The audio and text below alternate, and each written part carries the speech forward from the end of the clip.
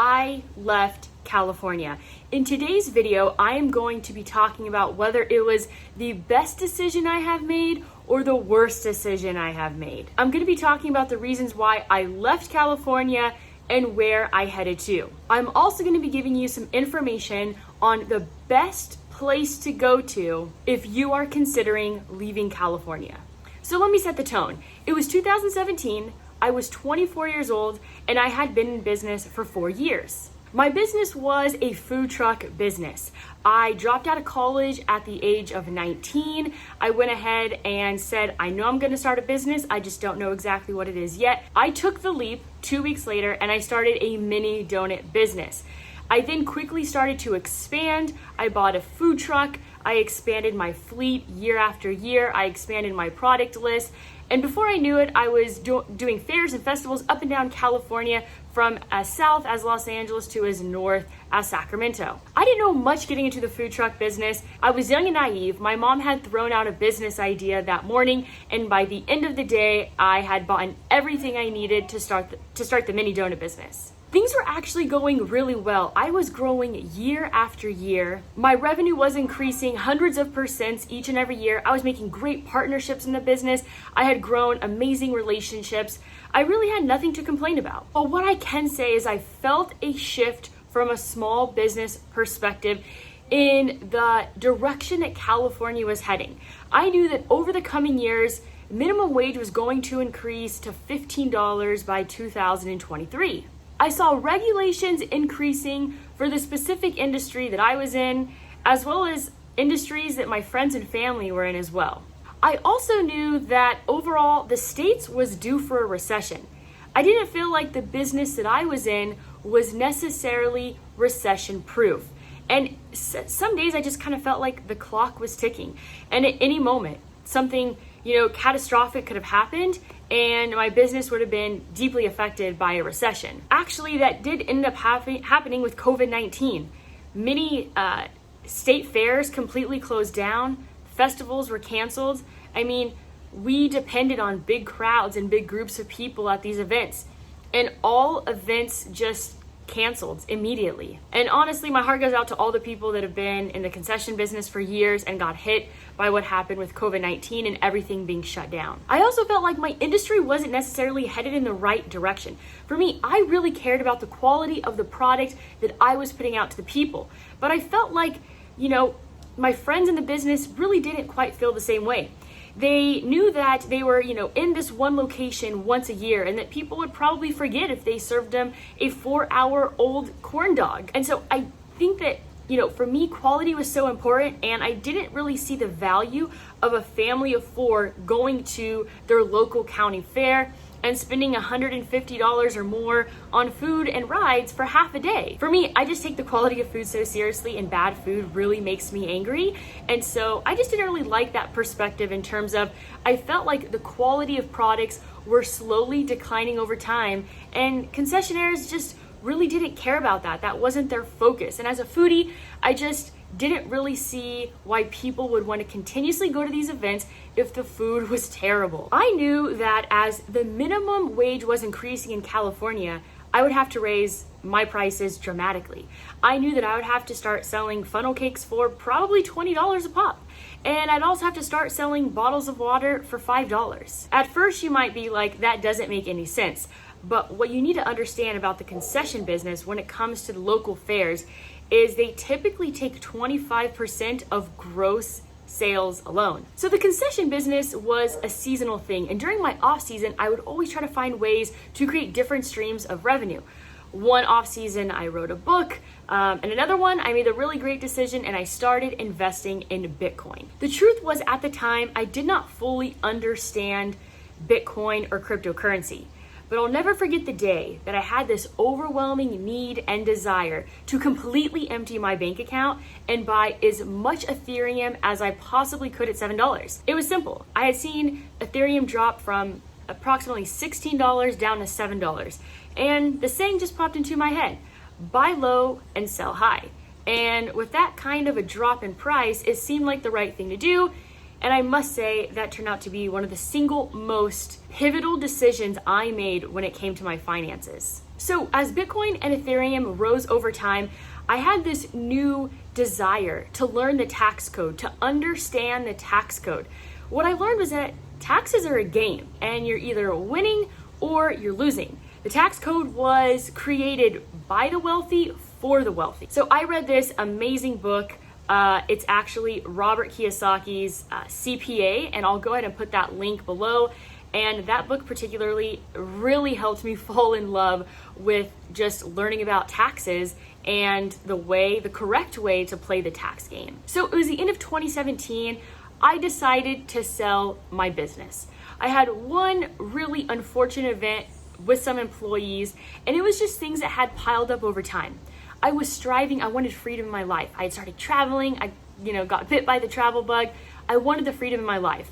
I thought long term about the business. It was not something I wanted to be involved in. And that was mainly because I couldn't build my business over time and sell it for this massive profit.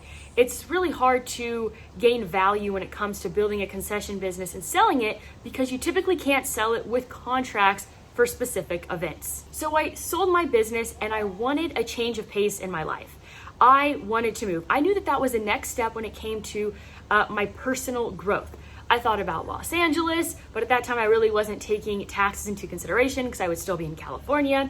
And then I came across Puerto Rico. I came across Puerto Rico because of Act 20 and 22. Over time, I became deeply immersed in the cryptocurrency space, and that was how I actually learned about Act 20 and 22. So basically, Act 20 is for businesses. If you are a business in Puerto Rico and you export services outside of Puerto Rico, you are taxed at 4%. Yes, that is accurate. 4% on exporting services outside of Puerto Rico. Then there's also Act 22, which is 0% capital gains. These are for bona fide residents. You can search online to know exactly what a bona fide resident is. But basically, you're someone that is not living in Puerto Rico and you're coming from somewhere else, and you are now living in Puerto Rico, you have a closer connection to Puerto Rico, and you also have to pass a presence test. I'm not going to be getting into the details here, but that is a key component if you're considering that. What I also want to mention is that this is not called Act 20 and 22 anymore. There's a very similar program. It's actually called Act 60, and some things have changed in terms of number of employees you must have for your business and different donations you have to make. So to be clear, the particular situation I'm in for the time period that I came, my Act 22 allows me to pay 0% on all of my capital gains, but I also have to make a $5,000 donation to a local Puerto Rican charity. So I was searching for a new cultural experience. I was searching for a different climate. I was searching for kind of that big city vibe. I wanted a place that had crypto meetups constantly, that I could immerse myself in the space. I knew I loved the space, but I didn't know exactly how I wanted to be involved in it. Coming to Puerto Rico gave me the opportunity to really explore all those options and meet a lot of other very intelligent people in the space. So what really had me motivated to check out Puerto Rico was an article that I came across on Steemit written by one of my now friends, Sean King. I will go ahead and also link that below. And that was someone who had really understood the program, someone who was a CPA, someone who was a lawyer, someone who was on their way to Puerto Rico. And just to give you a fun short story, I'll never forget the day that I was sitting at the Vanderbilt and someone said, "How did you learn about Act 2022? I said, "Oh, I came across someone named Sean King's article on Steemit." And turn to my left here and I meet this person and it's Sean King. So even though I came from the big city, it still has small town vibes. So that article really gave me the confidence to search out lawyers, ask questions, and see if there's something that I could do. I, thought about at first the least amount of time I could spend in Puerto Rico and still take advantage of this. But after coming to Puerto Rico, honestly, I fell in love with the place. The presence test is not a problem. I don't mind spending 6 months or more in Puerto Rico. It's living life in the Caribbean. The beaches here, phenomenal. So what's special about Act 20 and 22 is that for us US citizens, it's really the only place that we can be and pay 0% capital gains taxes. And if you have a business and you're exporting services, just that 4%. If you want to pay less taxes, you would have to renounce your US citizenship and move to a different country and get citizenship somewhere else. The amazing part about Puerto Rico is that Puerto Rican residents, so me as a bona fide resident, and people that were born and raised in Puerto Rico pay 0 federal taxes. So everything I'm mentioning here is legal. It's simply the tax code, and there's a way to play it correctly and incorrectly. So I get to live in Puerto Rico, I get to keep my US citizenship.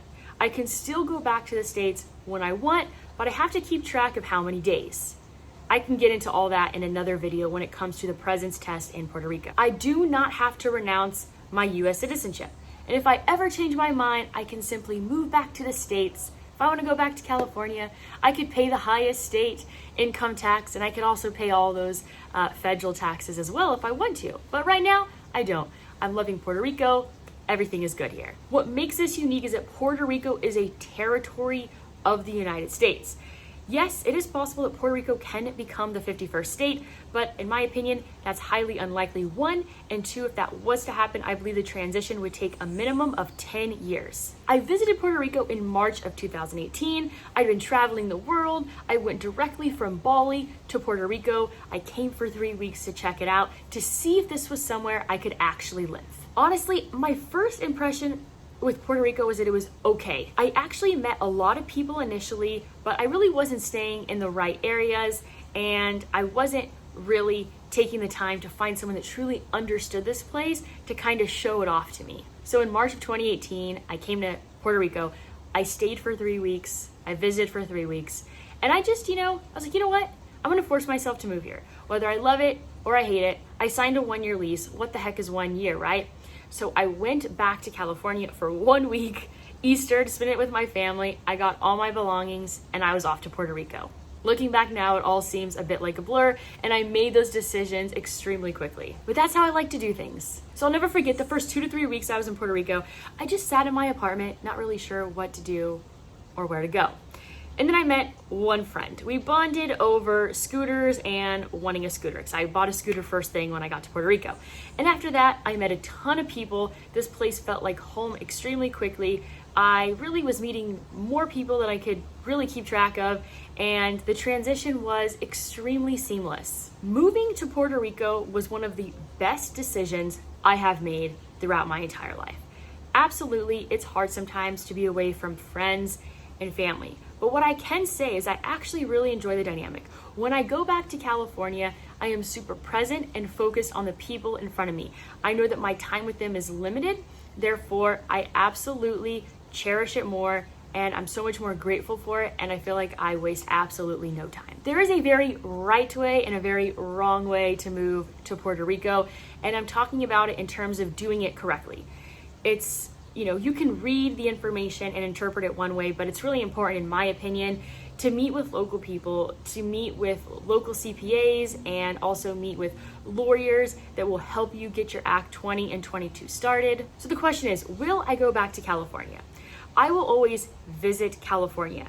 I have a really big family and a really big circle of friends there, and I will always go back to visit and spend time with those people that I absolutely care about.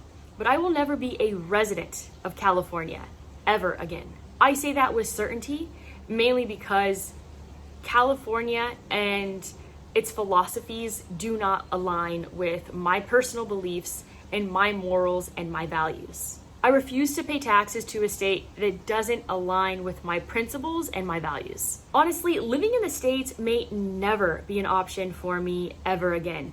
If Joe Biden is elected as president, he has a plan to raise capital gains taxes to 39%. Combining that with state taxes, it would make absolutely no sense for me to ever be a resident in a state again. If you enjoy being a tax slave, absolutely. If you approve of the way California spends its budget from all the tax revenue, go for it. But for me, I morally cannot do that. It doesn't align with my beliefs. If you want to break free from being a tax slave, there are options. You must be creative and see all options available. You have to be open and willing to make a change.